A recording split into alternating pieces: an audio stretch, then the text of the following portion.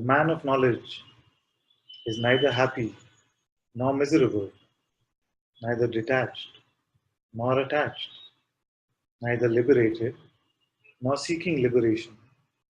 He is neither this nor that.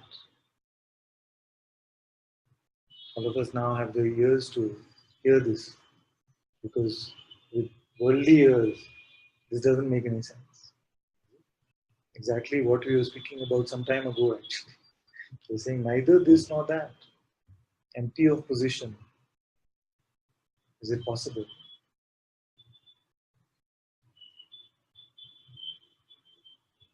For many of us, it can sound like it is not possible. I'm either free or bound. But what if there's a third option? In India, we have usually this third option called not applicable.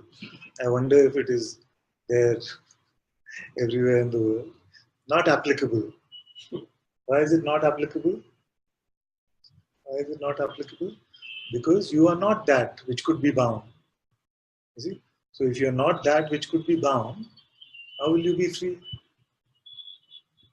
Not possible at all. It's like, what is the color of the space in this room? Not applicable. It does not apply. You see? So in that way, so when the sage says, the man of knowledge is neither happy nor miserable, and this knowledge is the capital K, not that the one who has learned a lot, has a lot of mental concepts, has come to the true discovery, the true knowingness itself. This is the man of knowledge, is neither happy nor miserable, neither detached nor attached, neither liberated nor seeking liberation. If you are prior to time and space, do any of these apply? For everything, it is not applicable. Tick the box, not applicable. Mind comes and says, but what am I supposed to do next? Not applicable. I am not that. Are you doing the right thing? Are you doing the wrong thing? Not applicable. What do you need in your life? Not applicable. Where do you want to go next? Not applicable. See, this is the meaning of not believing your next thought. Many times when I say don't believe your next thought, many hear it to mean like you must believe the opposite or something. It is not that. It is out of the play of opposites. Basically coming to this, not applicable. The mind says, is it left or right? None of these. Now it's only in chapter 18, verse 96 that we can truly get the import of this. What is the meaning of this? And still see that there is this mind which comes with this I. It says, what is my true position? What is my real position? And it wants to use enlightenment also as a position. That's why I say it says, neither liberated nor seeking liberation. So not even that becomes a position. To find the truth means to discover that which always was. You are not discovering something which now you have become. The outward play might change. The expression in this body might change. But the truth has always stayed the same. So it is this continuing confusion of the outward play of this body mind to be me, which can then lead to us believing these positions. If you are not a thing,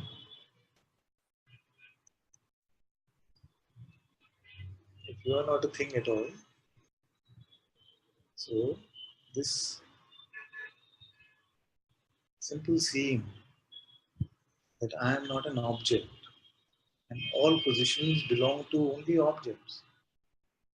Can something which is not an object have a position?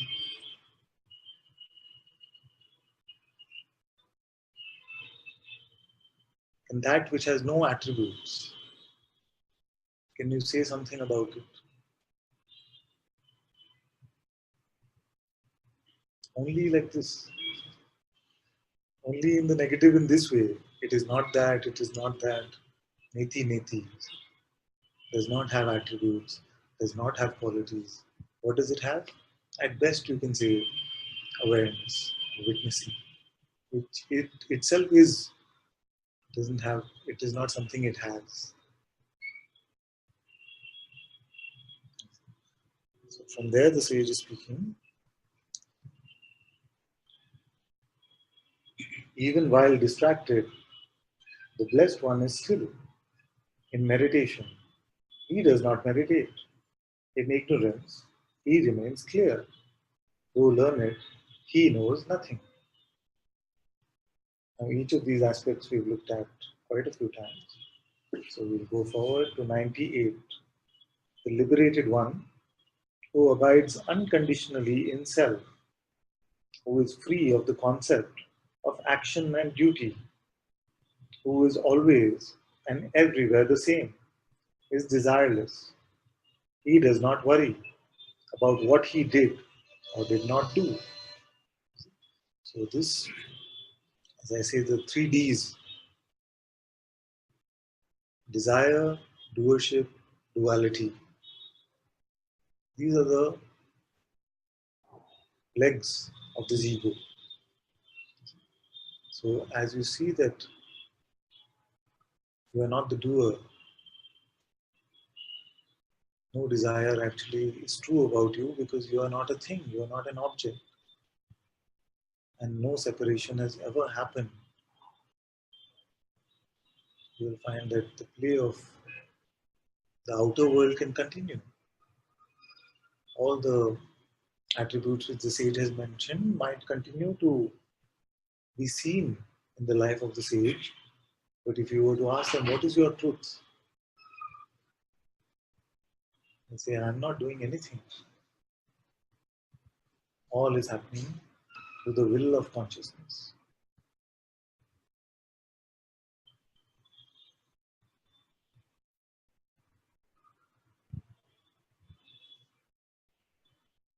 The wise one is neither pleased by praise nor annoyed by blame.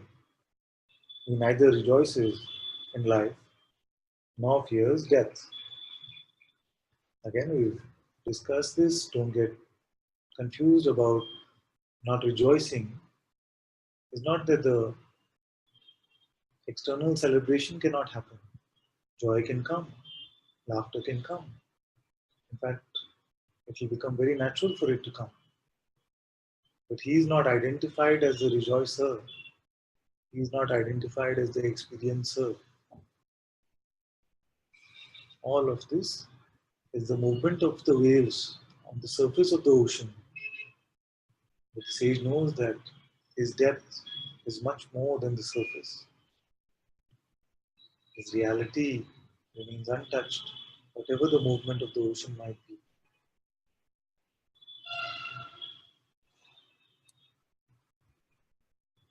One of tranquil mind neither seeks crowds nor wilderness.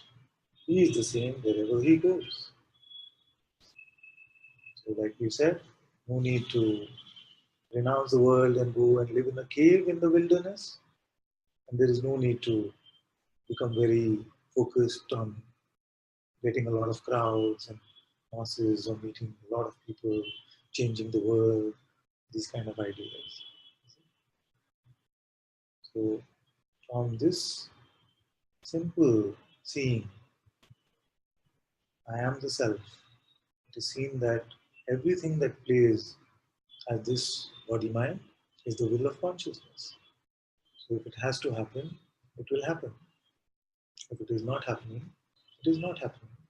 Not attached to either happening nor non-happening. You see? This is the important part because many times we can hear this instruction and we can feel like I'm not the doer. So now I will do nothing. But even that is a sense of doership. It's a bit subtle, so let me repeat. You can have this idea that because I'm not the doer, now I will do nothing.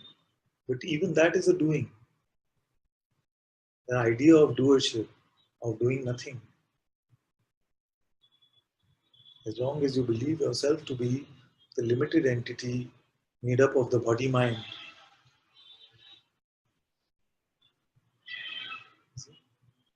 then even the position that you might take of doer or non-doer, both smells of limitation.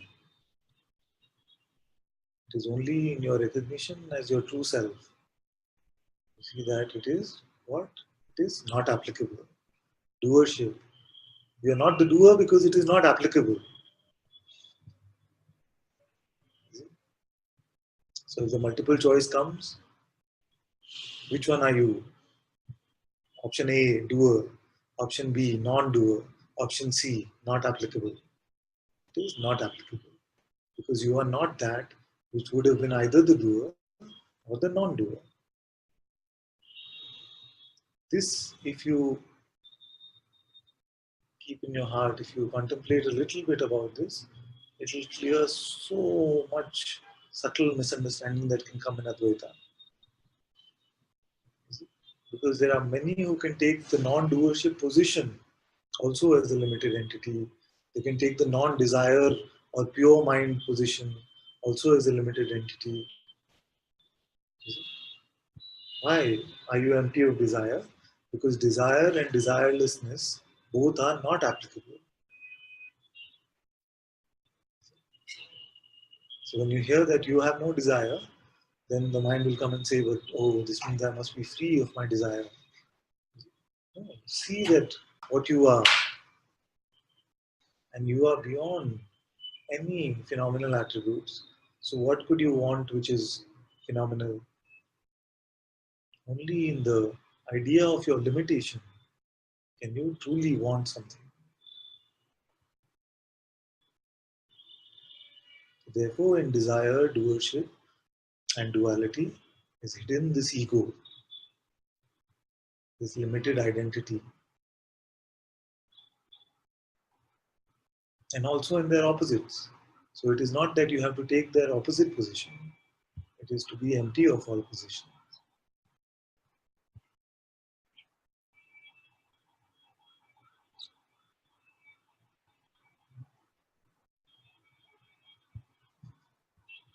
Now you might say, so how do I become empty of all positions?